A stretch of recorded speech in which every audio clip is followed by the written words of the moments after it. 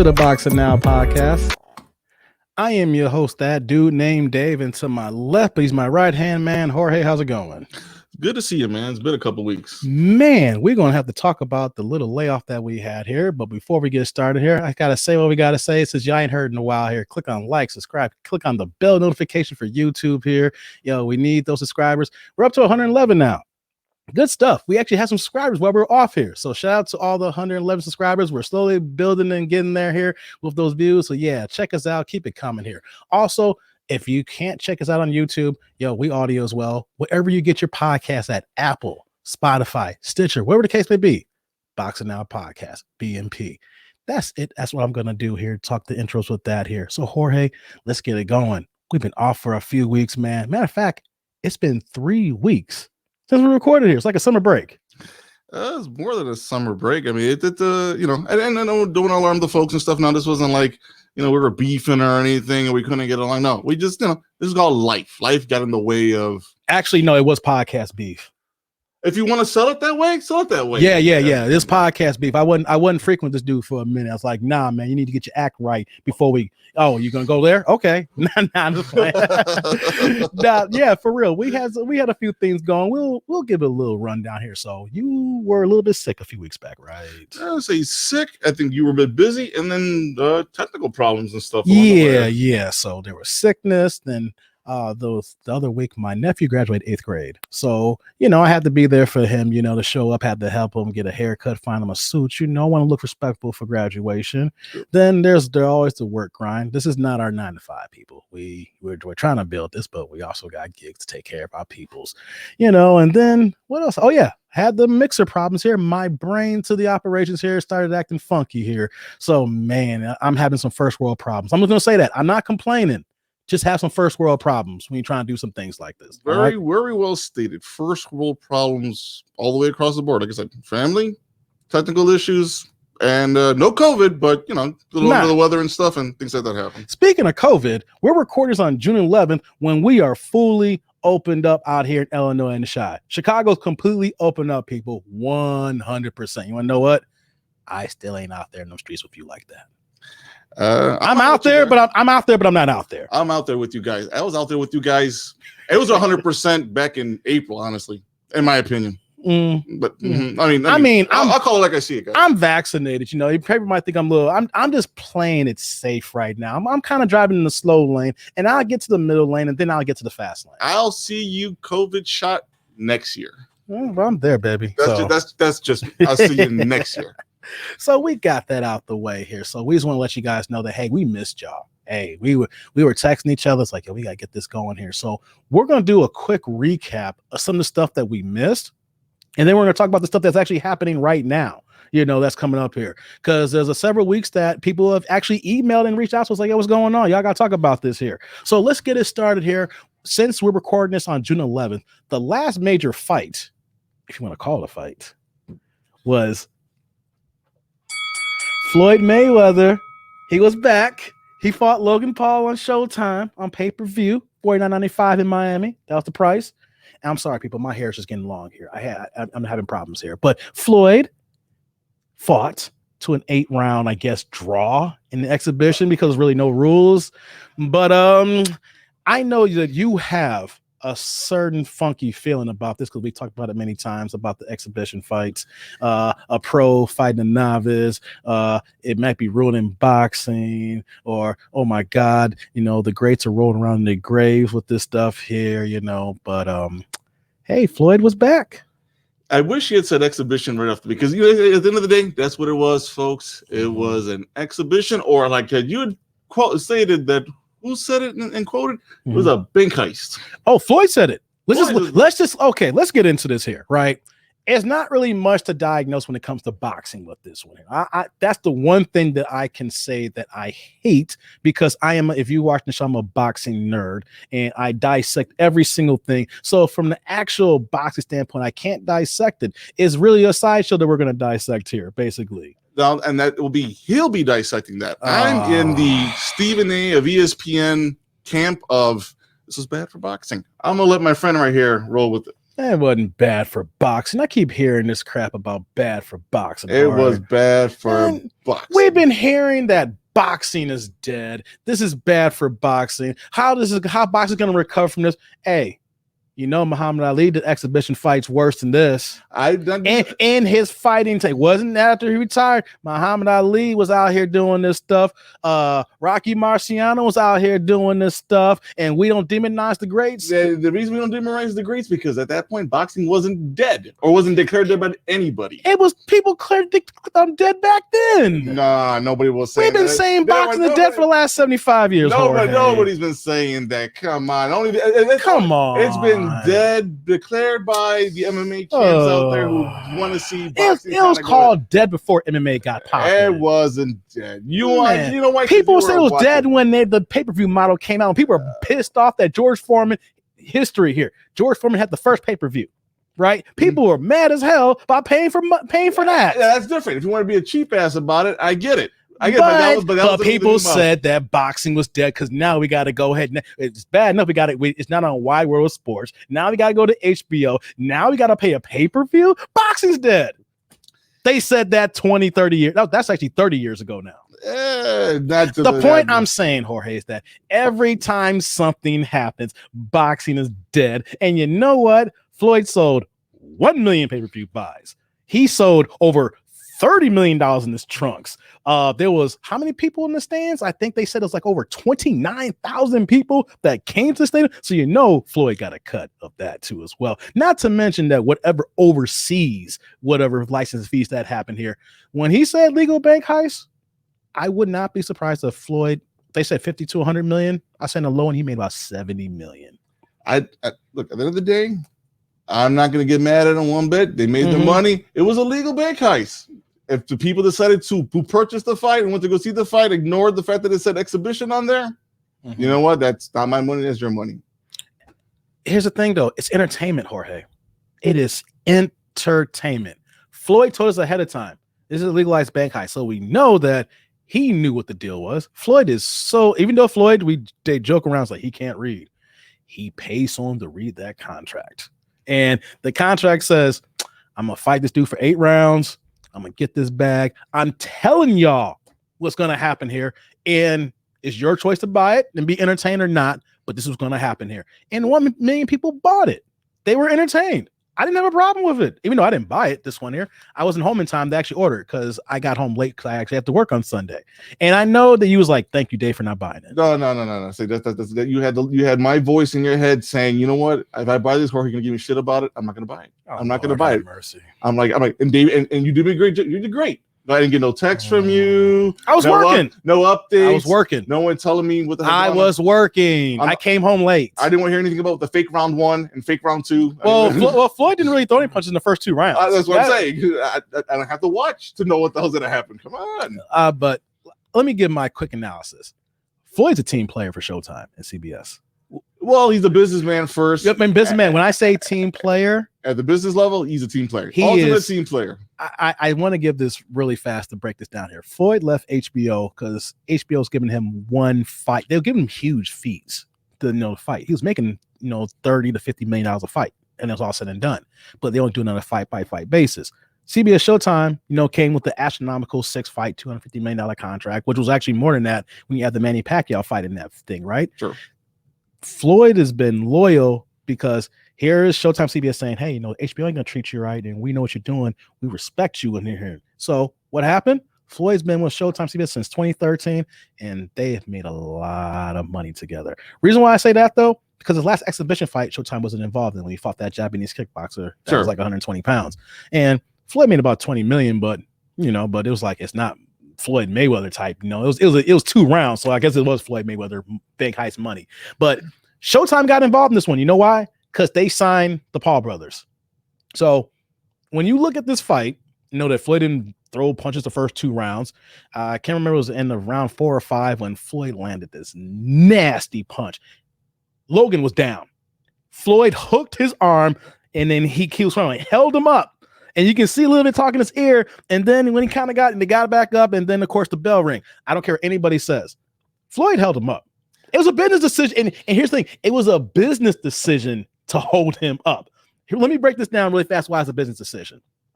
Showtime gave the Paul brothers a gang of money to leave Triller because they helped establish Triller, and then Showtime's like, we got that legacy money. Even if we only make $100,000 profit, that's better for us than you make $100,000 profit because you putting everything into it. So Paul brothers, come on by. If Floyd does these exhibition fights and he knocks these guys out or be within 4 or 5 rounds, no one's going to do another. No one's going to want to fight him. He's already the greatest defensive fighter of all time with Pernell Whitaker. And there's another, I can't think of the other fighter I'm thinking of from the 1940s or 50s. I just drew a blank right now as far as defensive. But Floyd is 1, Pernell is 2. If Floyd's the greatest defensive fighter of active fighters, what the heck is an exhibition fight going to do with a guy who had 1 fight? So what's Floyd doing? If you watch his first 49 fights, he has his shoulder roll, kind of Philly shell defense, but the shoulder roll that he uses patented. He is not using it against Conor McGregor. He did not use it against that Japanese kickboxer. He did not use it against Logan Paul. He basically said, I'm going to strip off my greatness, do an orthodox boxing style, 8 rounds, make this money. Showtime cuts me a check. I carry this guy, and then I'm off to the next Paul brother or next exhibition fight. It's a business decision. He is showing us what he's doing, Jorge. He is letting us know. Then he's telling us before the fight now. And people are upset. No, I'm not saying you, but I'm just throwing it out there because we do a boxing show, and there's a lot of hardcore boxing fans like Stephen A. Smiths of the world are upset. If you follow the sport like you do basketball or football, just do a basic watching of it here. Floyd told us what's happened. You can't be mad at the man. It's like the guy and the girlfriend, and then the man's a serial cheater, and he's like, I was a dog before I got with you. I think if you had to look at it, I don't think Stephen A's mad. Okay, so the fight, I don't think you get mad at the business aspect of trying to put the exhibition. I'm not mad at Floyd or the Paul brothers in this case of putting a fight together. I think Stephen A's probably more mad at the million fans that bought it because at the end of the day, and you know what? At the end of the day, he's enabling it. That's what essentially the concept of this continues on because there's a market for it, and unfortunately, that's what it is. Is it bad for boxing? You can still have the opinion that it's bad for boxing and still appreciate the business acumen of a Floyd Mayweather. I think those are two mutually exclusive thoughts that don't interact. They're not one and the same. Those are separate ideas that you can actually have a belief on one end and on the other end as well. But at the same time, it's like as this continues, I'm still going to be on this. I'm agreeing with Stephen A. on this, but then as long as there's a market for it, all I can complain about to some degree is what Stephen A's complaining about. As long as the fans keep buying for it, we're going to keep having this. But it's not the boxing fans who bought this fight. Exactly. So that's what I'm saying. That's the thing, though. It did 1 million pay-per-view buys. And that was all contributed by the fact of the popularity of the Paul brothers and the fact that Floyd's got loyal stands. He's one of the biggest social media influencers in the sport game as far as athletics, right? So he's going to have dedicated fans buy whatever he buys. That just happens to any celebrity, right? You have your core who buys what you buy. You add the Paul brothers with 19 million social media followers on Instagram, whatever they got going on here. All you need is a fraction of it and what they got to get the 1 million pay-per-view buys. And so I'm just saying that people are upset, the true hardcore boxing fans, but the boxing core did not buy it. The boxing core is going to be buying Tyson Fury-Deontay Wilder 3. Yeah. The boxing core is going to be buying the next month. We're going to talk about Errol Spence, Manny Pacquiao in August. You know what I'm saying? Or the boxing core is probably going to get their DAZN subscription and pay for, we're talking about Anthony Joshua and Usyk. Yeah. This is, you're going to have some carryover boxing fans because there's guys like me, even though I didn't buy it, that likes entertainment and doesn't take everything mother effing seriously. Now, if you can go into watch these fights like, hey, you know what? I'm going to pay my money to be entertained. And, whatever happens, happens. That's the way you need to look at this. We shouldn't be like, oh my God, it's ruining boxing. No, but the people who bought it ain't the ones who are saying it's ruining boxing. It's us who say it's ruining boxing, but we didn't pay the money. Floyd made all this money here and told us about it. So the hardcore boxing fans didn't buy it. So I don't want to stay on this. I'm just saying that there's a lane for everything. And I think we're prisoners at the moment. And if we had social media back then when the greats were doing exhibition fights, they probably been criticized just as much as well. But the fact that we didn't have social media, so our greats don't get villainized in the pathway to get villainized now. If Michael Jordan's around on social media, we would be killing that dude. You know what I'm saying? I'm just using that example because I've been around in circles where Michael Jordan's been at. And if we had social media back then, we would not look at Michael Jordan the same way. So I'm just looking at like, it's a lane for it, but it's not killing boxing because the true boxing public is not buying it. It's the casuals. You made a good point about like I said, Muhammad Ali and Rocky Marciano. A lot of this stuff being done back then as well too, though. But for the check, but Muhammad Ali was broke when he did it. He if anything, it was like, he was hurt. Floyd's doing because he's stocking his money for his kids. He's already saying it's legacy for my kids to get this. Ali was just broke. He was desperate when he did it. So I definitely like to. That's one of those things I wish we, if I knew we were going to bring it up from that angle, I wish we had done the preparation. I would love to dig up some old press clippings and stuff to see. We can come back to this. We can come back to just out of curiosity, because I think that's an interesting point, and I think that's as someone who follows boxing but maybe didn't follow that aspect of it, the exhibition aspect of it. I would love to have understood what the press wrote about it and stuff, because that's interesting. All right. Because to me, Rocky 3 had Thunder Lips and Rocky Balboa, baby. They set it up already. We've been watching this. But that's different though, right? Where Rocky, you knew you're going to a theater. Rocky got thrown out the ring. Damn right. Hey, Thunder Lips press Rocky out the freaking ring. And by the way, Rocky 3 is the best Rocky of all time. Rocky 2, man. Rocky 2 was that. Know why? Mr. T. No. Come on, Adrian. You need a real man. Nah, Mr. T, man. Rocky 2. Easily Rocky 2. Nah, man. Nah, Mr. T, man. After he killed what's his name? Rocky's trainer. He technically killed him, He gave him a heart attack. Nah, Rocky 2, man. That's easy. Paul's like, Rock, tell me, what you scared of? The man kept coming. We don't want that smoke. We don't want that guy. Hey man, we just went on a 1 minute Rocky tangent. Hey, by the way, we should do a show on ranking our Rocky movie. We should watch all the Rocky movies and then have like a breakdown of round by round, round by rounds, and then our favorite ones. We know that Rocky 5 is the worst one. We just put it out there right now. That's the worst one. But we should just do a dedicated, like a rewatchable on all Rocky movies. Rocky 2 was fucking awesome. I love Rocky 2. I love Rocky 2. I'm just saying that when you had Rocky 2 and you add Mr. T to Rocky 3, that's it, baby. Mr. T, you need a real man, Adrian. No, boxing now, fans. Rocky 2 or Rocky 3. All right, because light up the comment section, folks. I am a Rocky 3. It's all about Mr. T for me. All right, I'm just gonna keep it 100. Mr. T and Thunder Lips. That's different. AKA Hulk Hogan, if you ain't seen it. Even though I don't rock with Hulk Hogan like that because he likes to call me the N-word and stuff like that. But that's a whole other conversation. Well, actually, he don't like his daughter messing around with N-words. So that's a whole nother conversation. Always got to take it off on a tangent. Just Rocky 2, Rocky 3. Right up the comment section, folks. Come on. It's Rocky 2 or Thunder Lips. You pick. Let's keep it moving here, people.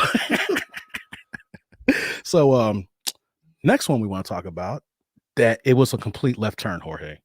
Left turn, U-turn, whatever turn you want to call it here. We have been doing shows for weeks and months prepping for Anthony Joshua Tyson Fury because we didn't think that Deontay Wilder was going to fight him again. He was having all kinds of excuses and thought, I don't want to talk bad about Deontay Wilder because he would whoop my ass if he sees this. And I thought he's having mental problems and he still might see me in Vegas and kick my ass. I'm scared of Deontay Wilder. I ain't going to front. It still might happen. It still might happen. I ain't going to front. The dude would take me out with his pinky. I ain't no thug like that. I ain't no thug thizzle. But he won his arbitration case, and all the episodes we talked about getting ready for Anthony Joshua, Tyson Fury got thrown out the door. So now on Saturday, July 24th at T-Mobile, Vegas, Deontay Wilder, Tyson Fury 3. And guess what, folks? We're going to be there. We're going to be there. We're going to try. And I'm Eduardo, we're speaking. We're asking nicely. You can help us out there. Mm-hmm. We'd love to be able to watch that fight and cover it from the press. If not, some way that gets us in there to watch the fight so we can cover it for our show. We plan to be there for the whole weekend for the weigh-in. We're going to do our job, as always, when we get over there. But July 24th, that weekend, it's going to be hot. Okay, yeah, it's gonna be hot because if let everybody know right now, everything Vegas opened up June 1st, I believe. So if you guys are trying to do a big boxing weekend, that is it because Bruno Mars is actually gonna be in town and the Mirage is sold out. So if you trying to kick it in Vegas that weekend, you got a heavyweight fight plus Bruno Mars, a big act. So you know that means summertime Vegas, swimsuits, bikinis, boxing, and R&B music. You know what that means? Debauchery. But I don't care about that because all I want to see is a heavyweight title fight with Deontay Wilder and Tyson Fury. Actually, I'm looking forward to all the folks from London and England that are coming through. Oh yeah, and bring them drums, boys. Oh yeah, if you come, hey, if y'all checking this out in the UK, pull a Ricky Hatton, bring them drums out, bring the drums, bring the snares, make the environment the way it bring was. the gypsies out for Tyson. You got the gypsy community. Come on out to Vegas, baby.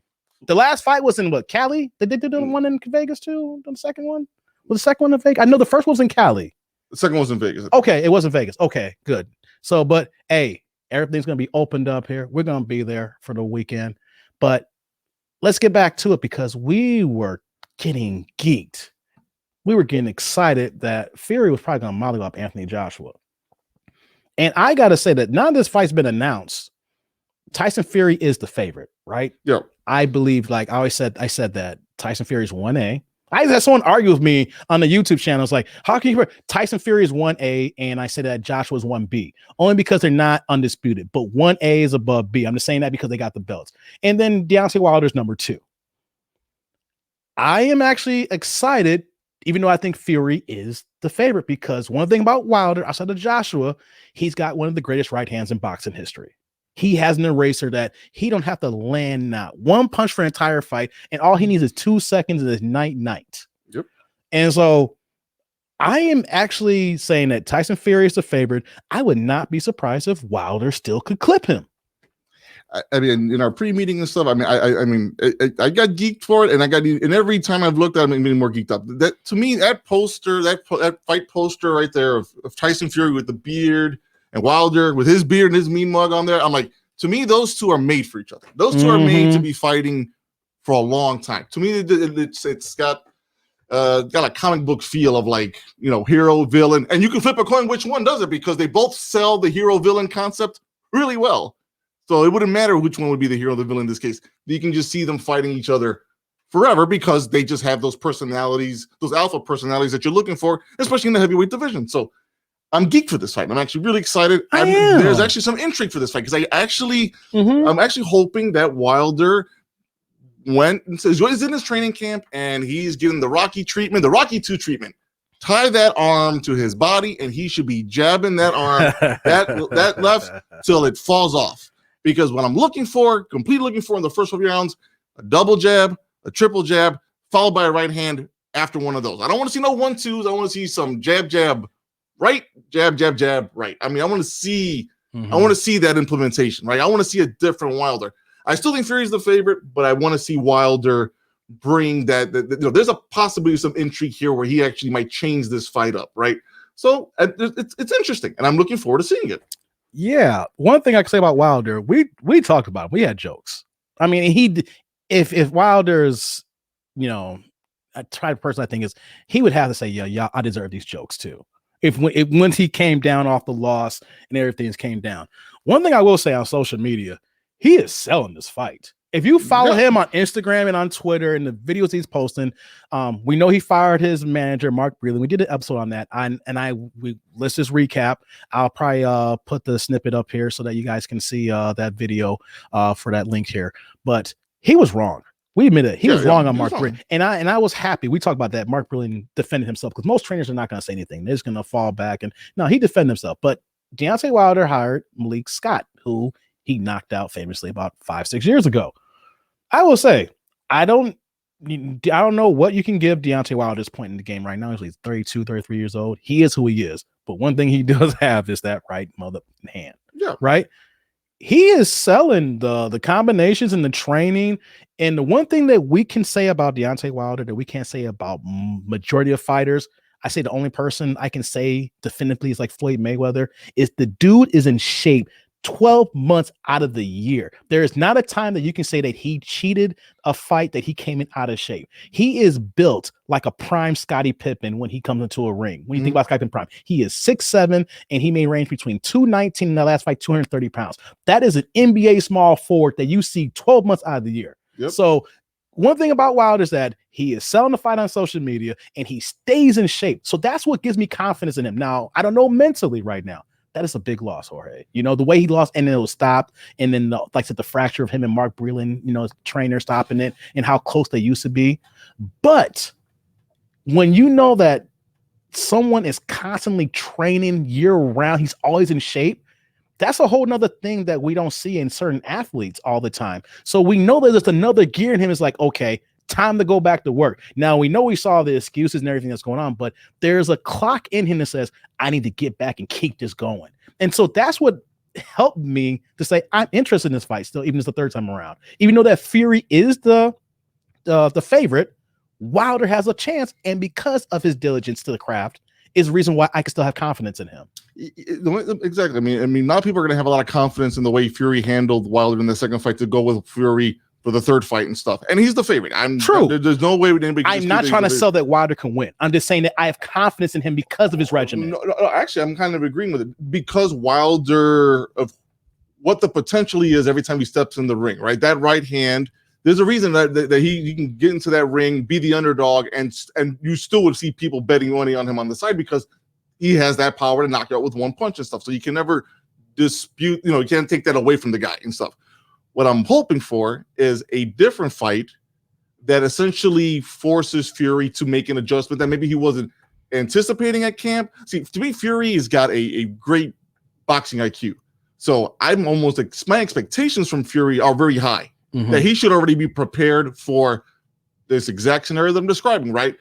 Wilder double jabbing, triple jabbing, going to the body maybe a little bit more, right? Maybe not staying in the pocket as much with Fury. I'm anticipating that Fury is going to see some different version of Wilder and maybe still see some old versions of Wilder that he's used to, just not at a constant pace. So seeing how Fury adapts to that, it's intrigue. And it's the tougher of the two fights because Josh will end up fighting Usyk, and we'll talk about that in a little bit as well. I think he's got the tougher fight because Wilder will always have that one knockout power that Usyk does not have right now. Yeah. We're going to table it for a second here because I want to save some meat in the bone we're going to be in Vegas for this one here. Oh, yeah. And so we're going to do a couple of lead ups. And of course, since we'll be in Vegas, we're going to probably do, show out there talking about this here. There was a moment I was going to say, like, oh my God, a third time around. But then you got to think like there's something special about these two together. Yes, absolutely. I'm not saying that it's all time great. Like when you look at, certain fights, but there is something there between them personality wise, styles wise, that there could be lows in certain fights, but you're still on the edge of your seat. And a lot of that is Tyson Fury's superior boxing skills. I will say this before we close out. And I think you agree with me on this. He went through the gutter, Tyson Fury. He went through hell and back. Someone who probably should be dead right now for the vices that he had that almost destroyed his life with his mental health illnesses. Drug abuse, alcohol abuse, things that he's been openly talking about here. And then the massive weight gain. Over 400 plus pounds for a man that size, morbidly obese, knocking close to 5. You know what I'm saying? Lost all that weight, went through a couple of fights that he could have lost because, he thought, okay, I'm getting ready for this and got through it. Took the knockdowns from Deontay Wilder and then beat the crap out of him the second fight. Fury is here. This is his time. But then you have Wilder, who has arguably the greatest, like I said, right hand. One of them, one hitter quitters in boxing history. Him, Foreman, Ernie Shavers. After you can ask some other people in the mid and lower classes, but when you talk about heavyweights, those three dudes, you put them in any time in history, they're knocking everybody out. You take Wilder to the 40s, you bring Foreman to now, you take Shavers in the 80s, 70s, it doesn't matter. He's in that category. So it's one of those things, and they both have personalities and they both talk, man. And I love that. So I'm just saying, like, when we get closer to it, there's just something about these two that they were meant to be together. Yeah, absolutely. Like I said, I look at that, the poster. I mean, I wish I had it with, so we can actually pop it up right now, but there's a poster of, like I said, Fury with his beard, just mean mugging in. You got Wilder with his little bit of beard, but mean mugging to it. I'm like, and I'm a comic book collector guy, so I've been reading comics for a long time and stuff. But there's certain covers in my mind that stick out because of the way it looks, the impact it has. I mean, the image itself. That's what I get when I see those two fighting. So at the end of the day, I still believe Fury wins and stuff, but it will be an interesting fight that, from a results point of view, that if the results are anywhere to a good loss for Wilder to something as possibly weird, and it's Vegas and things happen, a draw. Would you watch it a fourth time? Yeah, I would. That's what I'm saying, though. Because it has to be good enough. The third fight has to be so good. The fourth fight has to be will happen automatically. Let me say this, and then we'll move to Joshua and Usyk now. If something happens to be a fourth fight, yeah, if it's compelling, like certain fights, like y'all don't want to see that again, but there's compelling there. We know there's a favorite, but there's an X factor. Yep. So if you had another draw again, like, okay, take a year off and come back to it again. But yes, because it's the heavyweight division, there's only 4 or 5 top players. They got to recycle eventually. So yeah, I'll be down for that. But because this fight's happening, let's segue now. Like I said, now when we joked around, we said that, Usyk is going to have to force a purse bid. He's going to have to take this, this step aside money, or he's going to do this mandatory where he's been the interim and then he fights, then Joshua, the winner of Tyson Fury. And because of all this mess now, I mean, it's not official, like ink the paper, but with Eddie Hearn trying to keep this unification going, it's basically a done deal between, Anthony Joshua and Usyk for September. And so that's the WBO mandatory that they've been pushing here. So we would talk like, Usyk may need to go this route here. Remember, we said he needs to fight this guy because we want to see these guys win. Yeah. And there's going to be enough step aside money for that to probably happen, but he wanted a belt, but he gets his shot now, Anthony Joshua now. Yeah, he had a judge that ruled. It was surprisingly, right? A judge, it wasn't like some dispute that was coming from his camp and stuff, and he had to rely on. No, it was somebody else's judge for a different arbitration. So he, legal. It worked out for him in his favor and stuff. I think it was Eddie Hearn filed an extension with the WBO to basically get out the final details. The last reports I've heard is that it's basically they've got a location already, they've got a date. So I think right now they're trying to figure out maybe smaller details with the purse bid or something or some other stuff. But other than that, they are good to go. That's the main thing, though, the money, because a purse bid sets an automatic percentage. Yeah. And of course, of Usyk's side, he would want that, but Eddie Hearn is like, nah, hold on, man. You're gonna make more money than made in every year in your life right now. Let's avoid that, because what can happen is we'll give you the belt. You don't make this money then. Like, of course, Hearn's the main promoter, but, Anthony Joshua's his guy. Yep. At the end of the day, I hate to say this, I wouldn't be surprised Eddie Hearn has good knee pads for Anthony Joshua. They made a lot of money together. Yeah, no, I mean, and I know I said that. And you're like, what do you say? Yeah, Eddie Hearn really loves Anthony Joshua.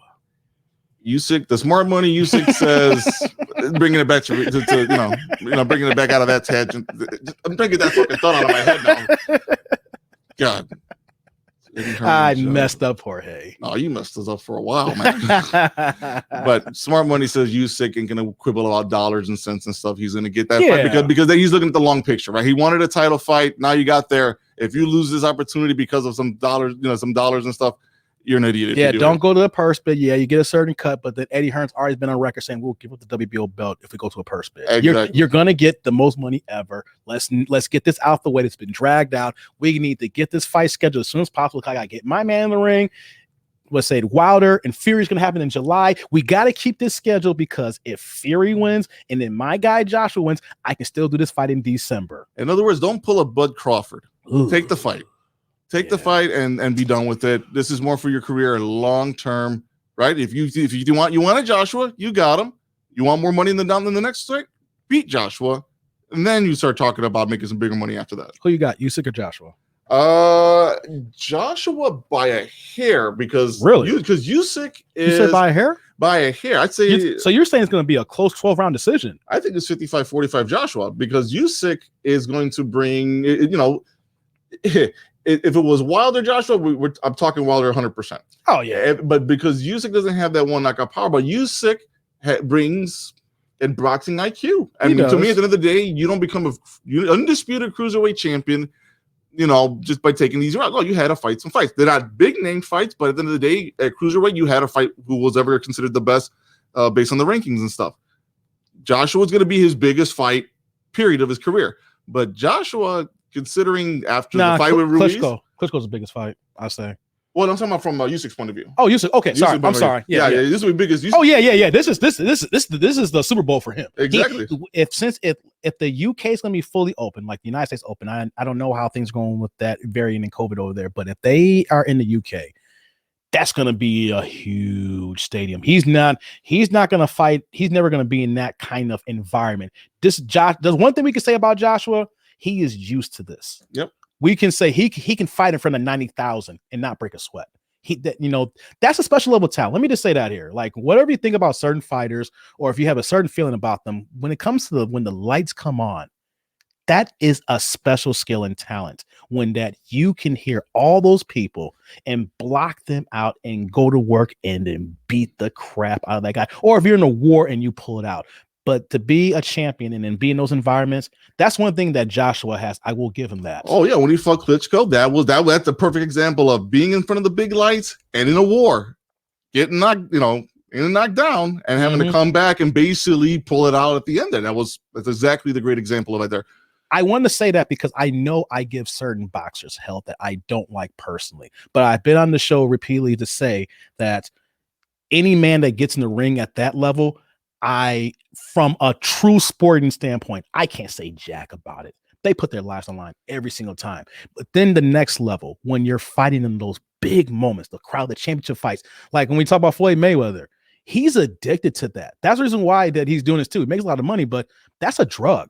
Yeah. But even though it's a drug that he manages because he wins all the time. Even when you talk about that, the same thing, Anthony Joshua in the UK, Wembley Stadium, 80, 90,000, boom. Canelo Alvarez, same thing, man. When he was in San Antonio last month, it broke the record? Mm-hmm. Same thing, like Errol Spence is on that line. Manny Pacquiao, when we talk about those guys, when the lights are on, they showcase.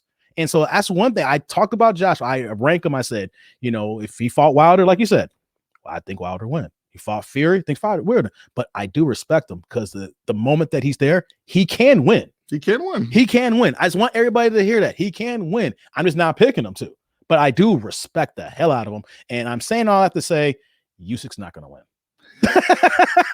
That is such a long-winded answer. You got me here. Listen to the thoughts right here. You got me here marinating on every thought you got right here. And ultimately, this is just long-winded ass answer to say, Usyk's gonna lose. I'm just saying. I look at Joshua's it's gonna be a similar situation where it's gonna be like a 40-pound weight difference. It's gonna be a height difference, about 3-4 inches. Yeah. And I just don't think. I think after round 4 or 5, I think the weight difference, even though Usyk is a better boxer, I think the weight and power distance and Joshua under the big lights, it's just going to be too much for Usyk. I do not see him going 12 rounds on that. I mean, he's a great cruiserweight. He was undisputed.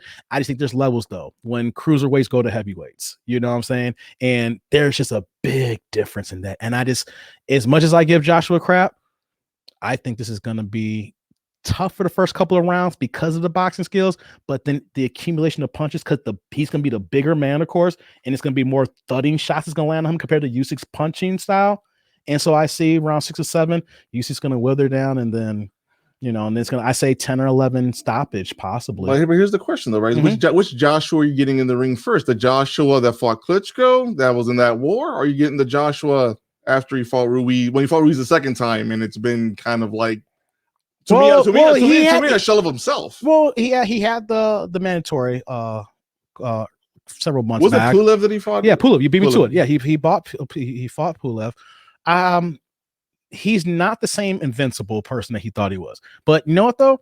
He's now going to be 2 years removed from that fight. So I've been sitting here thinking about it, and it is a knock the way he lost to Ruiz.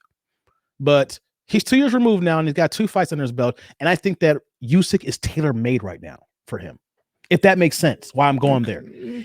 Height, size, power, it's everything except for Joshua, knowing that he's won 2 fights now since that loss.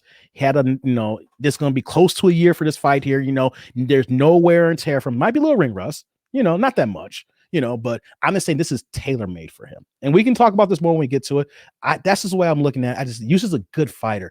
I just think that there are times when the weight and size difference could be too much. He's going to be in there in the beginning, but by rounds 5 or 6, if Joshua had his head right, because he's going to be at home, having home cooking, it's his. And the reason I brought that up is, I mean, we had the sidebar questions in our treating and stuff that I brought up. It's like, who need, in this fight, I think you kind of mentioned, right? Joshua, I think you made the point. Joshua needs to come out probably winning. Like, he needs to look really good in this fight in order to sell that Fury. I mean, it wasn't a sell, but to get at least people from a betting odds perspective, right? Thinking that Joshua has a chance against Fury. I know it though. And you brought that up, and I'm glad you bring on. We'll finish with that point here.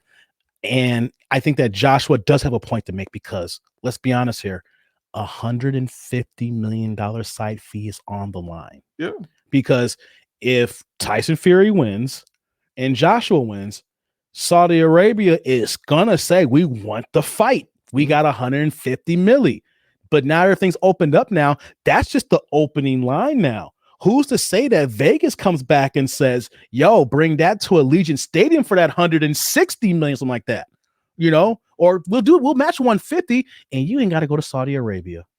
You can stay at home. And especially for you, Joshua, man, what's that? London. What's that? A 3-hour flight to come to the States, depending on where you at? Mm-hmm. And you in US all the time. I see you hang with Drake. Mm-hmm. You out here kicking it. You're Jordan Brand. I seen the commercials. Mm-hmm. You in the States all the damn time, baby. So I look at that Joshua possibly knows what's on the line. This is his legacy fight next. Mm-hmm. So that's why I'm saying we'll get into detail on that. But I know maybe I'm putting too much into Joshua, but I just see that when there is that big of a carrot, this will show us what kind of fighter he is. Yeah, we're gonna know more, I think, out of Joshua than we will out of Fury Wilder, right? Yeah. We know what that looks like. We know, yeah. And honestly, we can be, other than a loss, it could be a draw to I'll say a bad win for Fury, right? Say he wins on a 7-5 in rounds or something, right?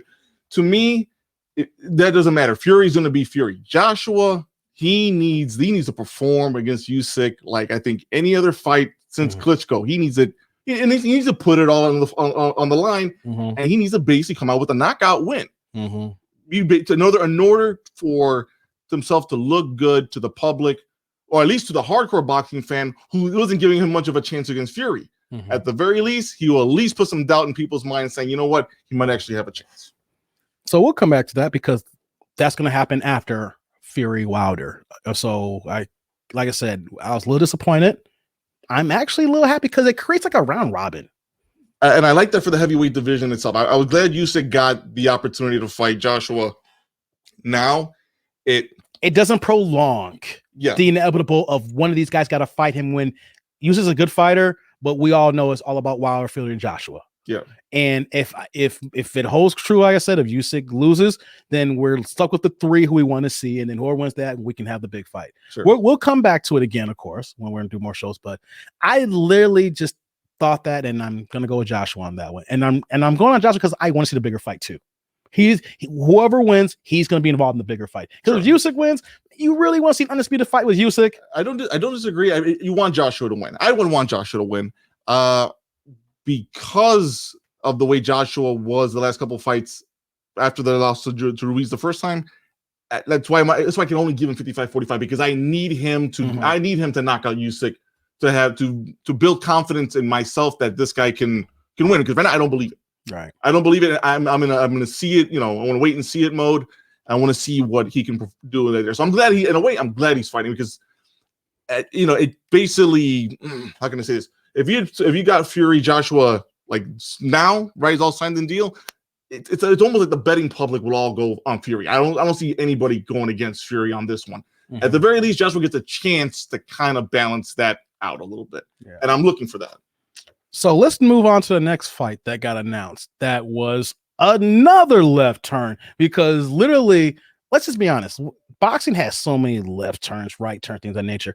But because of COVID and everything going on, we're seeing fights that supposed to happen, not happen, and then fights are happening that we normally wouldn't see in other years. So let's just keep it 100 here. We were talking hardcore about Terrence Crawford, Manny Pacquiao. Then we were talking about how Errol Spence was going to be fighting you guys because you guys got elevated WBA title. And of course, Spence is talking about strap season. That's his tagline on Twitter. Right? He wants all the belts. He wants all the smoke. And then out of mother effing left field, August 21st, Manny Pacquiao against Errol Spence, Vegas, looking like it's going to be at the MGM Grand. And wow, Jorge. Wow. It was unexpected and a big thing. You know, I mean, if somebody had to thank somebody on the Spence camp or the Manny Pacquiao camp, you thank Bud Crawford for not taking that fight with Pacquiao. When I said it the previous episode, should have taken it. This is hurting you, my friend. Let me put it out there too. Let's just do a quick recap. Crawford's had bad luck and then made bad mistakes because he could have had the Manny Pacquiao fight last year, but in the Middle East, once again, Saudi Arabia money was there. Everything was signed to deliver. Then COVID happened. And then when they realized that they couldn't even get any people in the stands, of course, in Saudi Arabia, they was like, nah. Now, of course, things have changed now because what we know now, they would have done it with no fans. So talk about bad. We didn't know anything about COVID. No. Talk about hindsight is 2020. Like we're seeing now, like social distancing, wearing masks. They could have done the stage list. They got all that oil money. They were just throwing money just to get a fight out there because they trying to increase their tourism in the Middle East. They're spending. I don't know if you've seen. Don't believe the stuff that you see online that about the Middle East. They are building metropolis out there. The skyscrapers are killing Chicago and New York skyscrapers. They're building buildings left and right. Yep. Right. The infrastructure is crazy. So what do? You got to sell tourism. How do you sell tourism? We'll overspend to get these fights over here. That's how that's working right now.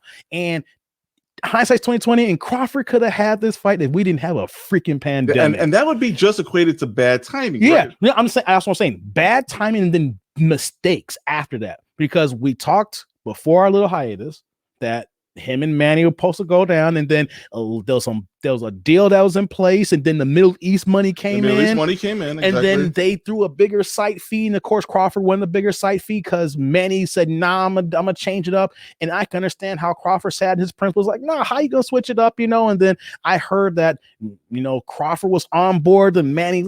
At the end of the day, though, when it comes to work with Manny Pacquiao, he is a future Hall of Famer. If you have a contract, he's one of those guys that if you're not an A side, if you're not Floyd Mayweather, what you're not, and if you get a chance with Manny Pacquiao, sign that contract as fast as possible. If the numbers are legit, it may not be what you're looking for, but if it's legit, sign it because he's gonna do some stuff and run off another way. And what happened, Jorge? He ran the other way. Hey. And the thing is that. Granted, the numbers changed, right? You had your prelim numbers, you didn't sign to that right away, and then he changed it again on you. We've had this conversation. We had the conversation just over the phone. I said it even in our last episode a couple of weeks back.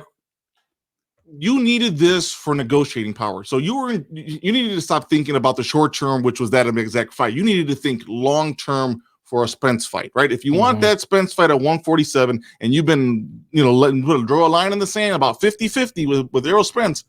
You needed that Pacquiao fight, a win against Pacquiao, to basically not just get the belt, to basically have the negotiating power to suggest, hey, I have Manny Pacquiao's win on my ledger. Let's do 50-50.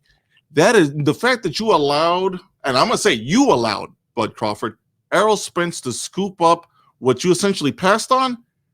It's never going to happen with Errol Spence at 50-50. Let's put it out here. Whatever we can say, I mean, Bob Arum's a Hall of Fame promoter. He's put on some of the greatest fights in boxing history, right? Whatever is going on between him and ESPN money, let's just put it out there. Errol Spence, Al Heyman takes care of his fighters. That legacy money's there at CBS. I know that. That's what it is. But you got to have someone to negotiate to get that money, though. And we have still to this day, have we ever seen a fighter say any ill will about Al Heyman? No. The fighters get paid. They get paid, and the fights that we can get mad that fights get marinated. It's part. I hate to say it's part of boxing. Bob Arum created the marinating term. Like some people say, listen, he was the one that kept coining marinating. He coined the marinating. Let's put this way. I said he didn't start it, but he coined it so hardcore where people follow that too as well. But he's getting his guys the fights that they want when they want them, and he's getting them paid when they want to, and no one's complaining. My only beef with Al Heyman is from a fan perspective. It's not the fights. The fights don't happen when I want them as the fan. It's more on when they want it, and that's where my beef is at. And then the problem though is that boxing's a business first, a sports segment. Exactly. So to me, I get Al Heyman. I give him kudos to him for getting his fighters paid and stuff. Kudos to the fighters for recognizing where you can get your money at and stuff. As a fight fan and as a follower of boxing, I couldn't stand it. Saying all that now, who wins, Spence or Pacquiao? I have to say Spence because he's fought at least recently more than Pacquiao. Pacquiao's going to be fought in 2 years. The last time Pacquiao fought, once again, an undefeated welterweight in Keith Thurman. Say what people who want to nitpick me, I give Manny Pacquiao props. I mean, at this point in the game right now, I can see, of course, Floyd gave a jab to Manny this weekend because he's like, I'm about to make all this money and Manny's still fighting guys like Spence. I don't need to fight guys like Spence. And I can understand it because Floyd's like, I'm thinking smarter, not harder. I'm not going to get my ass whooped by Errol Spence right now. Let Manny take that for 25, 30 million when I can make 70 million Logan Paul, right? You know, I mean, I didn't mean to go there, but I'm saying all that to say, man, Manny. Yeah, I mean, you took care. Basically, you did to Keith Thurman what nobody else did at that point. I'm gonna say this: win or lose, you taking on Errol Spence, that check must be nice because Floyd's 44, Manny's 42, going on 43. You're gonna fight a prime Errol Spence when you've been out for almost 2.5 years. The betting money says Errol Spence. You have to put it all on Errol Spence. I am betting Spence. You know what though? I'm just giving him applause because he's taking on a challenge that he don't need to take. Exactly. You're right. At this age and at this time of his life, I gotta give respect where respect's due. He doesn't. You're right. He doesn't need that fighter. No, he's an 8 division champion. He don't need Spence on his resume. Now I will say this though. If he somehow pulls an upset and beats Errol Spence, I'm not saying that he's better than Floyd because Floyd, the head-to-head matchup proved it. I gotta say it, but all time, man, I would say I mean, let me ask a question here. He's not better than Mayweather, but like all-time great. You that ranking there, in the resume. Like I say, when you have that head to head, you can't say that guy's better than him. But then when you're comparing them, you're gonna be like, hey man, Manny did some things in his 40s that Floyd didn't even touch. Manny right now, is he a first ballot Hall of Famer? Hell yeah. I will say that with Spence, it's a guarantee. No, he's already his first ballot Hall of Famer. I'm just saying this is the fight that puts you're already an all-time great, right? This is the kind of fight that makes you a myth. You're right about that. You're right. I get what you're saying on that. I get what you're saying. Because what's going to happen here is that it's legend, basically. It becomes legendary. I want to say this here because what's going to happen is we're going to go 10, 15 years from now, right? Revisionist history. We're going to look back at people's careers, and then we're going to say, man, we were looking for that Errol Spence, Terrence Crawford fight, and then out of left field, Manny at 42, 43 years old, beat a prime Errol Spence and became the literally undisputed welterweight champion because one belt left. And then he probably would fight Crawford at that point. Then Crawford would take the L. Probably he'll figure that out to become undisputed then, but this would put Manny so far mythological legend. Like he would win the president of the Philippines. They love Durkee on there. That dude, he'll cut a dude's hands off. He'll cut the head off. You could be the utmost Christian, and he'll cut a leg off, and then they'll say, "All praise to God." He is that much love of his violent nature, right? Yep. Durkee would just hand the keys to Manny. I think he probably opened the door for him. He would get his knee pads. He loves that man so much. He's openly talking. I mean, I don't know. You guys don't think I follow Philippine politics, but yeah, he's openly talking about handing the reins to Manny. He's like, yo, when I'm done, it's gonna be Manny's country. He's already in there. Him and Manny boy, they like this. He's already getting ready for Manny. It's already quasi Manny's country. He's ready to see the reins. Oh yeah. I'm just saying though that I talk ill will about Manny. I've had, and here's the thing though, I do that because no athlete is exempt from criticism. Yep. I'm not special. I'm just saying that, hey, I'm just a nerd who watch things, and I will. Not everybody's perfect. I'm a fan of Floyd, and I criticize him. I talk, easily, But this is the situation that, as great as a first ballot Hall of Famer, he's an all-time great. I can say, man, he's top 20 all time. I will say that as much as I give him criticism, you can make an argument that top 20 all-time boxing history. You can make an argument, put his thing. You could make an argument top 15. I didn't say top 10 because there's a lot of guys. There's a lot of guys in the top 10. You got yeah. And who knows what can happen with a Spence win? Ooh. I would eat a lot of crow. I would say I talk a lot of crap about Manny, but you know what though? I will not say nothing about Manny ever again unless it comes about money. Because he's still bad with money. Well, that's different. Right? Well, so outside of being bad with money and stuff, just boxing wise, yeah, no, I hear what you're saying. That's your fanboy and Spence right there. I gotta keep it 100 though. I've been rocking with Spence and he was 8-0. I've been rocking with him since no one know who he was, and he was sitting there talking to me and Pop. I'm gonna keep saying, me and Pops was talking to him, and people didn't know he was, and he wanted to talk to me because we were just talking boxing. Me being the nerd that I am, and I'm just as of course I'm about 10 years older than him, and he wanted to sit there and talk to me. I'm like, nah, dude, you in the ring. Hey man, I'm bored. Let's talk. There's a fight going on. Man. Hey, so that's my man. 50 grand. I just want to know. I am rooting for Spence, but with Manny winning. Hey man, hey, that's all I gotta say. Hey, so question here going for the fans here that are watching our show and stuff like that. So you would actually eat crow if Manny won that fight against Spence? Would you eat crow on our live recording for the fans? Here's the thing though, it has to be a legit win.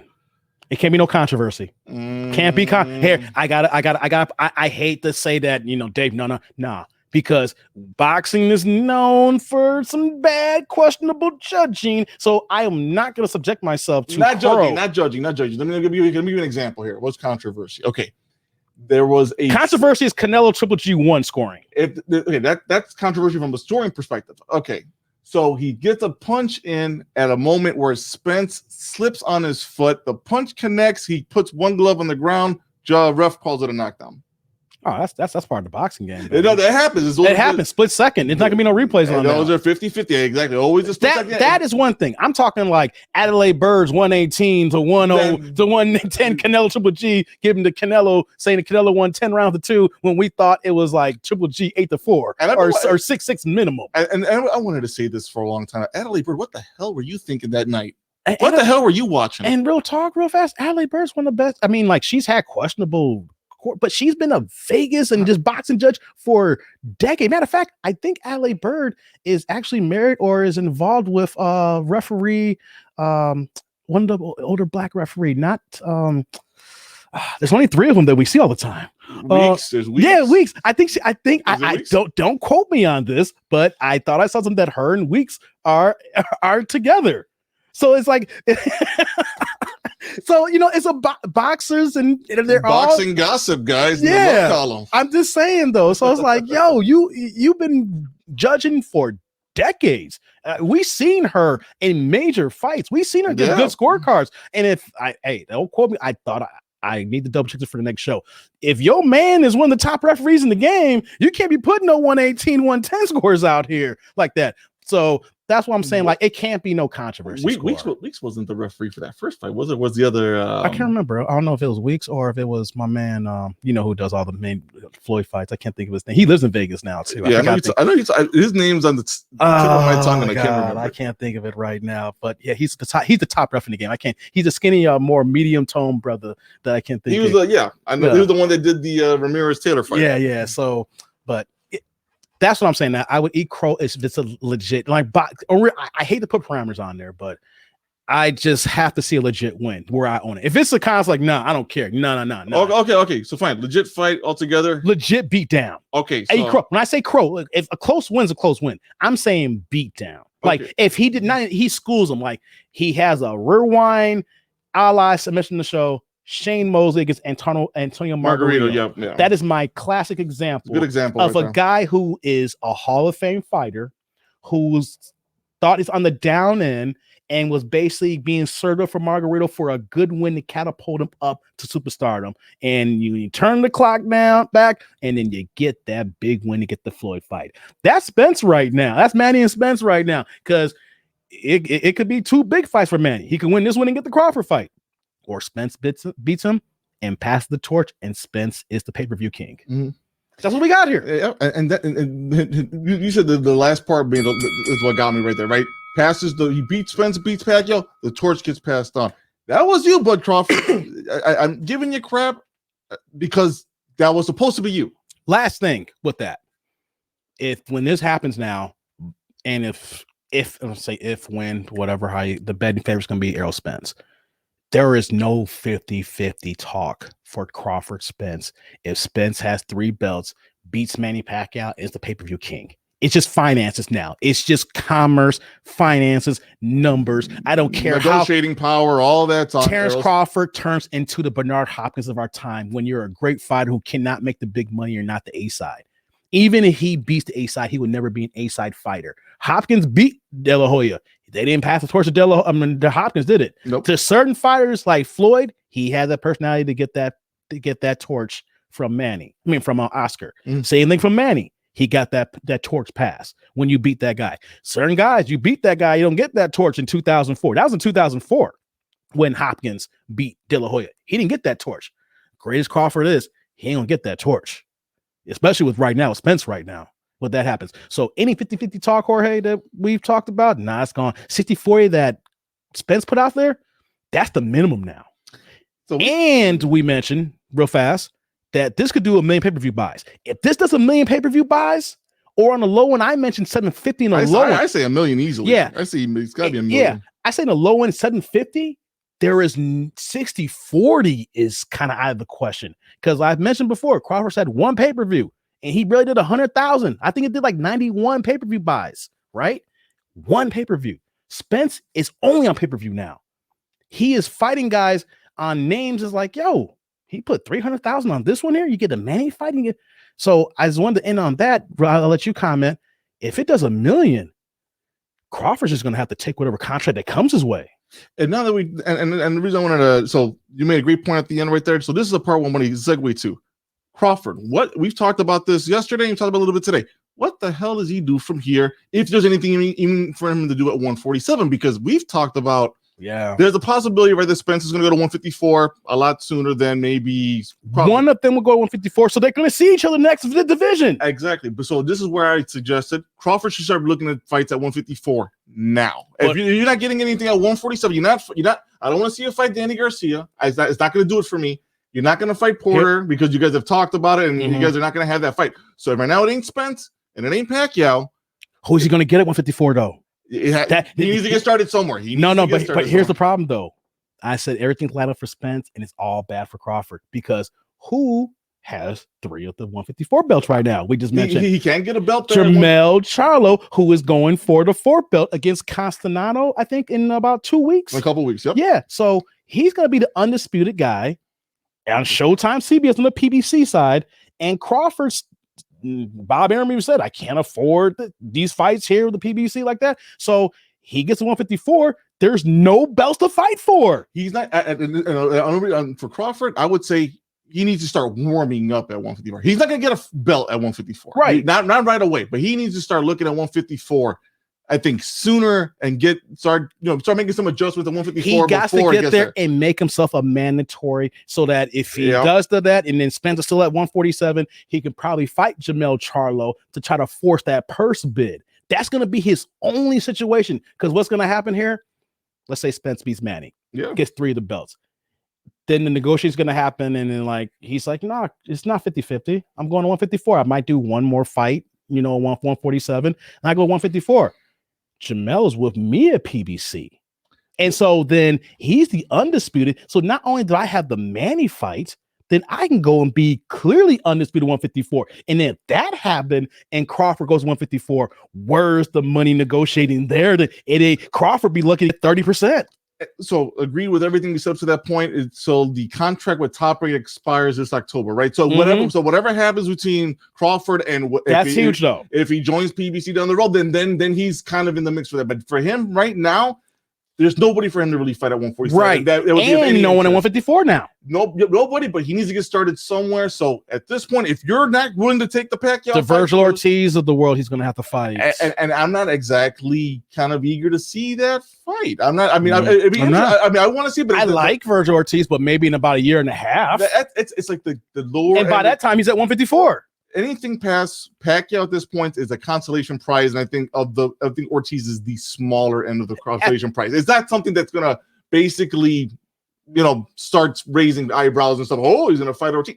No, it doesn't. It doesn't do anything, right? Because you beat a young fighter who wasn't ready yet. That's what's going to happen. Now. Exactly. So, we know he's not ready yet. Exactly. So, to me, Crawford, go to 154. You're not going to fight for any, but start getting a fight or two. Start start building a resume at 154. Start working out whatever kinks you need to 154. Who knows? Maybe it's not even the weight for you, but you got to at least find out, because at 147, you just turned on your biggest fight.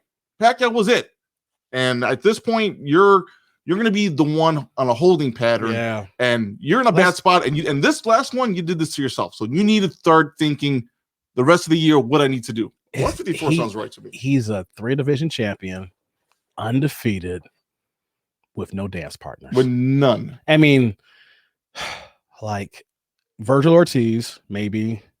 And after you look at that, he's going to have to jump ship and go to PBC. Showtime.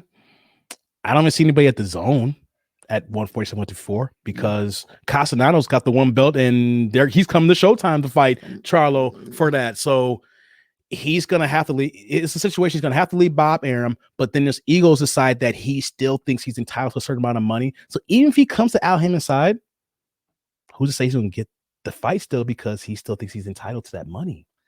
And I know we need to move on, and I want to hear your last thought on this one. I'll let you have the final thought on this one. But think about it, though. Bob, let's say that he's jumped ship, but Spence's like, no. We got the same promoter, but you don't get 50-50. That's still a manager conversation with Al Haymon. Then it's 60-40. I don't want 60-40. Then you're on PBC and you're still ain't fighting. You're only fighting Danny Garcia and Sean Porter, because that fight can happen now because you don't have to share promoters, but you ain't getting Spence. You know what I'm saying? So let me hear your final thought. We got to move on. So sure. Yeah. In this case, I mean that's exactly goes right back to like the Roy Jones Hopkins fiasco right there. This time this time this is Spence going 70-30. I'm gonna whoop your ass. 70-30. I'm gonna whoop your. That's exactly gonna come from Spence and Spence beats Pacquiao. I like it. Like I said, he's gonna say 70-30. I'm gonna whoop your ass. That's exactly what he's gonna say. So to me, Crawford he's in a bind. He put himself in a bind on this one, and whatever decision he makes, I just don't see it at 147 for me. So I don't see it at 147. It's going to be hard at 154. It'll be hard at 154, but at this point, he needs to start figuring out what the track he's going to make. If you really want Spence, no matter what, it's going to be 70-30. You just need to decide whether you want to fight Spence at 147 or at 154. You make the call on that one, because basically you can go up in weight right now and make the case for 154, or you stay at 147, twiddling your thumbs. You fight Ortiz, because that's probably the easier fight you can make in Top Rank. And then once you join the PBC, you're still going to be waiting for Spence. But no matter what, it's 70-30, whether you like it or not. Let's move it here. We'll just touch on this one to close out here. We didn't get a chance to talk on this one. Devin Haney. He had a big fight against Jorge Linares. Man, for 10 rounds, Jorge, he looked like the next best thing. I give him props. Then he got clipped in the end of that 10th round, took a hard shot in the chin. But you know what, though? That 11th round, showed dig down like when he hurt, found a way to get out of that round. He didn't win the last 2 rounds because he was hurt days, but held on, showed that metal, showed the chin. Linares can crack, man, but held on tight and won. I personally think that is a better win for him than Ryan Garcia's win against Luke Campbell. And I am happy that see him get that opportunity to showcase his skills. I can nitpick on some things here, but I know his team probably saw the same things I've seen too. Like, he went out too fast. Like, those first 4 or 5 rounds, man, he was throwing like 80 punches around and he was dominating. And I just felt like if he just dialed that back to maybe like 60 punches with his footwork and his hand speed, man, it would have been a 12 shutout. I think he would have stopped him. Possibly he could have stopped him if he just slowed down. And because I felt that by the time round 6-7, Linares kind of got his juices because he felt his power. He's always a slow starter. Yeah, he's a slow starter. He felt it. He's like, I can take his punches, and then he started coming forward. But I think if he just slowed down just a little bit and been, I thought it'd been a little bit, but still, that's just me nitpicking. But good win. Showed a lot for me. What do you think? It's a good win for Haney. And boxing, I mean, you gotta love the sport when the bell saves you, right? And there's a lot of fights I can think of right there where the bell saved the guy. Joshua Klitschko is one of the last ones where I remember that bell saved Joshua's ass because he was gonna go down. Haney, 10, 15 more seconds, I think Linares knocks his ass out. Or at least a knockdown. Because, just based on how he stumbled back there, his equilibrium was off. It was off. I say at least a knockdown because depending on, the mandatory 8 count and he gets up.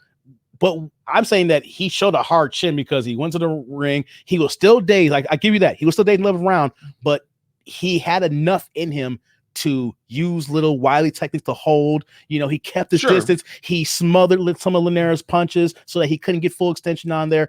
Of course, Linares won those rounds because he felt invigorated, thought he had the opportunity to close him out, but he couldn't. Haney had just that something we never saw before. He dug down and was able to hold on. He found some. Let's put it this way: maybe back in the mind, veteran ring presence that he basically knew. Okay, look, I'm not good. I need to start. If I have to lunge, I have to lunge. He did what he had to do to win the fight. And I don't care what anybody says. If you have to do that, you have to do that. Especially when you bank the first 10 rounds. Exactly. Let's say that, even in boxing, you probably say I may not have won all 10. You could say he won 7 of those 10 rounds. You know what I'm saying? I think I scored it like 7-5.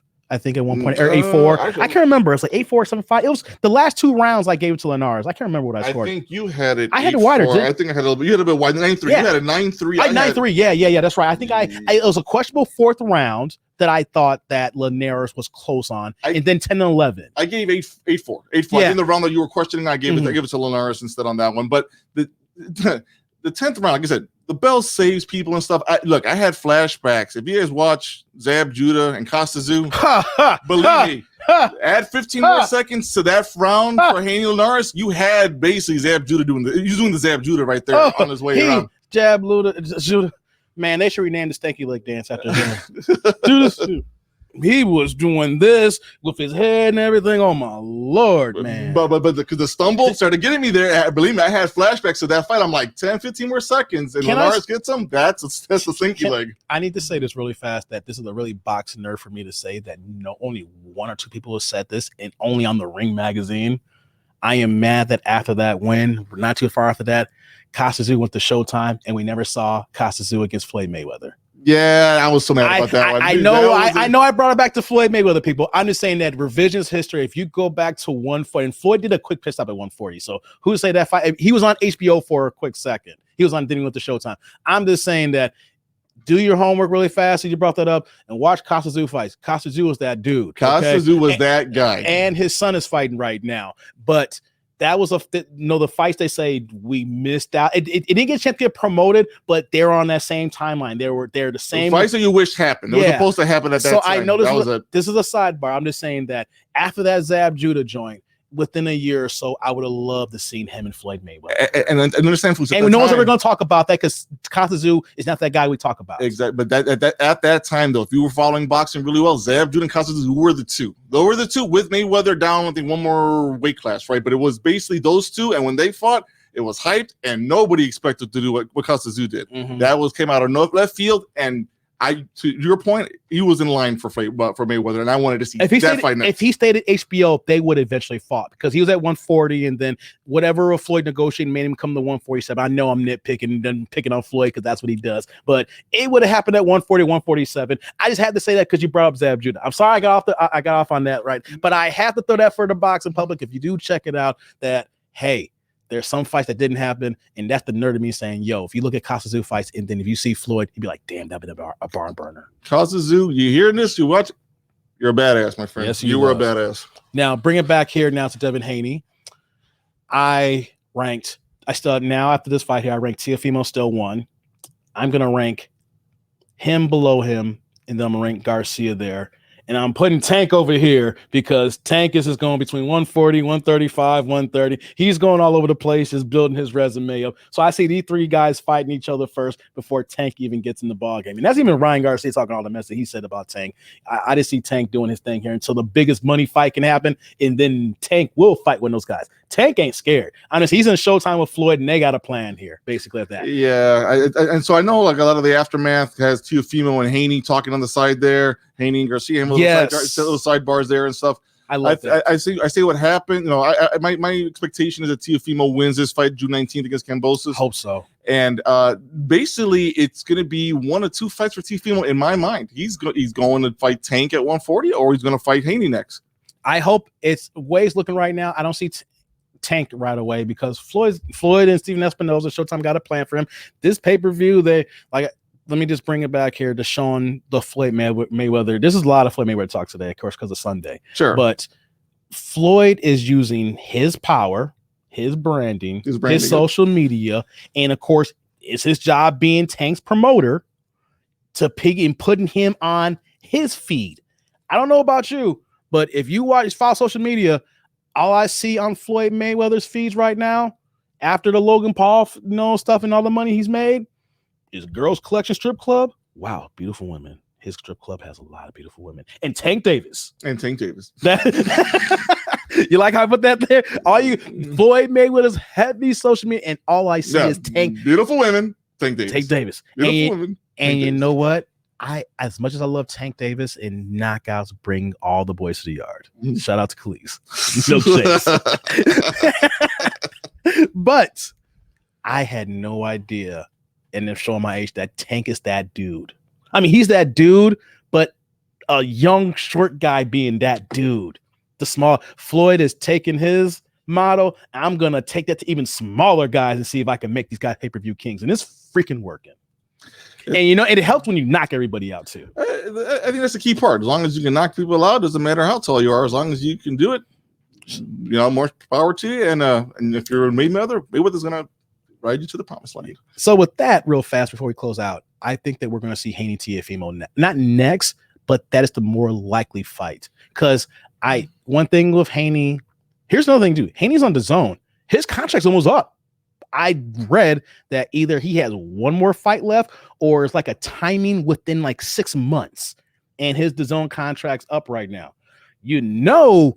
With that in mind, the player's going to come out to get him. Who only one left for him at DAZN. Like, of course, DAZN's not going to hold him from the big fights, but it is some impediment when you do have to cross the street. It makes fights just a little bit longer unless you're on the same side of somebody, right?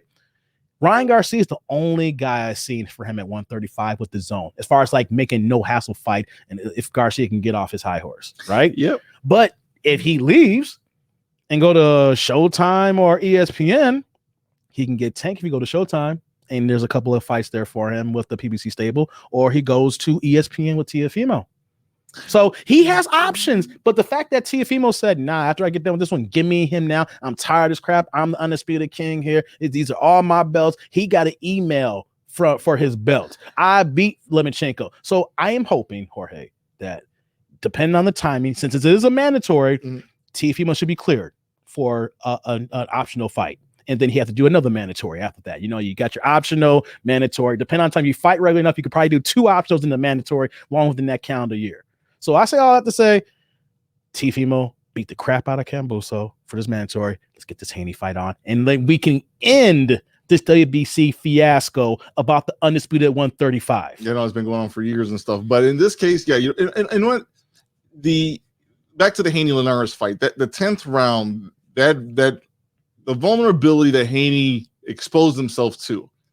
I was saying it, I think we were talking about in the sidebar and stuff. And believe me, I was like, I think people are going to be knocking on the door who are like, hey, I want a piece of Haney, because they don't fear Haney not having the power that he needs to have. And that's a good point. I think that's the main reason why Teofimo's being emphatic about one next. Yeah, exactly. Now he feels more comfortable. Like he saw it. He said, you know what? Now if I wasn't sure then, and this is, let's say, look, they're not going to put it out there that they have reservations about fighting. They'll say, no fight. They'll never expose that part. But if there ever was, now all of a sudden Teofimo was out of the woodwork saying, yeah, I want Haney now. Could have been some reservations. Maybe. I want to insinuate it. The unknown. Ignorance is bliss. Exactly. But now that you kind of saw like, he was Chinzo the suspect. All right, you know what? Bring that Haney fight next. I'm ready for Linares, it. So hold on. Linares can pop, and TFE was probably saying, I know I pop hard in Linares. Yeah. And then it's like, wait a minute. He was throwing 80 punches around and couldn't put him down. And then Linares said he was eating his punches like Tic Tacs, It's just the fact he's so fast sometimes that when a guy's throwing that many punches, you got to play defense for so long until the guy tires down, and then you can get your open, get your offense off. Yeah. That's why I was saying like he was throwing too many punches. And I was saying that if he punched himself out. And then, if he just slow down just a little bit, those extra 20 or 15 punches that you can serve could have been available in those later rounds. I'm saying, because one thing when you throw that many punches, when you're all offense, you have no defense. And he has good defense. But if you're throwing 80 punches around, you're leaving yourself open. Offense, counter. Yep. Right? You throw enough punches, you're going to be open eventually. Throwing like this, all you got to do is wait, counter, or whatever it is when you find that opening. So you have no defense when you're leaving yourself open, which in a sense makes good for fights on TV because people will pay for that because you're letting yourself open to be caught. Mm-hmm. But TFE was probably saying, yo, if he's going to do that to me, I know I can clip him and I got more power than him. And on top of that too, hold on here. He fought Linares. I fought Lomachenko, man. Come on, man. Yep. I beat the myth of high tech. Bring him on so I can get this out the way. So it could be that combination, like you said, like, yo, he can throw all these punches. He's leaving himself open. He got clipped. When he's open, I can clip him. And they're all calling him out. Fortuna was even calling him out. It was like, again, that what Haney did, he put himself in a spot where he became vulnerable. You got guys that were ready to fight Ryan Garcia next, and they're ready to call you out, Haney. So, we mentioned before, right? What's next for Teofimo? It's either Tank Davis or Haney. I hope it's Haney. I think that leaves Garcia out the picture. I think he put himself out there in a way by not taking the fight with Fortuna. Here's what Garcia's in a funky situation too, because we want to talk about this in the next show. We need to get into this Oscar De La Hoya talk. Not now. We need to talk about Oscar De La Hoya whenever few episodes, because it's not just alcohol. I hate to do this to people. People don't say, Dave, that's effed up what you're saying. Nah, he has a history, isn't it? And he's not going to be on DAZN long. We're seeing the tea leaves, and he's going to be having his guys fight on Triller. And it's only going to be a matter of time that if he's got to take his guys to a pay-per-view outlet for every single fight, when not every fight is a pay-per-view fight, whenever that contract is up, Garcia's going to be up. He almost tried to leave recently until he finally ponied up and paid the money. It's only going to be a matter of time before Garcia is gone. So he's in the cold, technically, we can say, but that cold may not be long, because Garcia has proven that I can negotiate and get more money out of Oscar. And who's to say that Oscar's at a point right now that he might have to just let Garcia go, because he's not going to have an outlet to put him out there. And then Triller, you can't do pay-per-view every fight. Yeah. You can't. I mean, unless you are Floyd Mayweather, unless you're Manny Pacquiao, unless you establish stuff like that. And what are you going to do? You're going to have him fight on your undercard for exhibition fights? So here's a good question, right? So if you're Garcia, and I know Teofimo's got a fight coming up, and Haney just finished fighting, wouldn't you, if you were Garcia, start making the case to Haney now to get that fight? He needs it. Garcia needs Haney now more than Haney needs Garcia. Garcia did this to himself a little bit, because he could have had to get Haney fight first. If I'm Garcia, I get this Haney fight. I get away from Golden Boy Promotions. I'm already a star with my own freaking following in social media. And I go to ESPN or Showtime. And then I fight Storm 20, like he says. And then I go be a pretty boy and get these girls and live the social media millionaire lifestyle. Yeah, but if that was to happen, and we both agreed on this, we think Haney's got that fight won. Oh yeah, if we're gonna rank it, I said that Teofimo was favored over Haney, but I'm saying that Haney would beat Garcia. I agree with that. I think. And then at the end of the day, Tank beats them all, and him and Teofimo are 50-50. Tank and Teofimo, I'm saying right now, is 50-50, but Tank beats them all, and Teofimo beats them all. Oh yeah, but Tank and Teofimo beat the rest of them at 140. We're 50-50 on that. We're right. Teofimo at 135. I see him at 140. I know, but I'm saying that they fought at 135. I don't care about the weight. I'm saying right now as we speak, what is it, 135, 140, 50-50. Yeah. Right now. It's 50-50. Yeah. 50-50. Man. Okay, man. Oh, well, we did a lot for this episode. We need to close this out here, man. Man, we talking here. So, hey, people, man, we kept going here. So let's do this here. Click like, subscribe, hit the bell notification below on this if you're on the YouTube feed. Hey, check this out. We're going to have some clips where if you don't want to watch the whole episode right away, we're going to break this up so you can check the clips what we got here. Like I also said too, check us out where you have your audio podcast, Spotify, Apple iTunes. Is it? No, it's Apple Music now and iTunes. iTunes are separated now. Sorry, Apple's going through a little bit. They kind of piece apart coming. Yeah. But where you get your Apple podcast, that's where we're there. We're at Spotify, whatever. Also, too, you can check me out on Jump Off Live Wednesdays, 8 p.m. Central Time on YouTube. We're also on Apple, Spotify, as well as on YouTube. We're on all platforms there as well. Jump Off Live Wednesdays, 8 p.m. with my boy Jeff, with my boy JD, and my boy John. We talk about current events. Real fast, I think we might talk about bonnets. Yeah, it's been a hot subject with women in bonnets. So, Jorge, what you got? You got me at bonnets. Google, you know what though? Just Google bonnets, and Monique, the comedian, was talking about it recently, and it's a very heavy dating social commentary about women wearing bonnets. And I told the fellas I want to talk about this, but I will not do it without a woman on the panel. It would not look right to have a woman's discussion about bonnets with 4 men. So we're looking for women for this discussion. So I don't want people to think that we're chauvinistic or male ego driven and then we're just hard, just male, whatever the case be. We're trying to get some women to have a really good, deep discussion on bonnets. Google Jorge, and then when you see, be like, oh damn, I didn't know it's that deep. Catch me on Twitch TV. Twitch TV live_Dominoes is my Twitch channel over there. Tuesdays, Wednesdays, and Saturdays. Wednesday we are at PL Lounge in Chicago, 3456 North Pulaski. If you're in the Chicagoland area, you can catch us there. We're also looking at a potential second location to run a show on the road. It's at Monty's Lounge, 5301 West Belmont in Chicago. We'll be there on Mondays. If that becomes a permanent location, I will update the channel and update you guys the next time we do a recording. But we could be changing up the schedule there. So for now, still Tuesdays, Wednesdays, and Saturdays at 8 p.m. Central.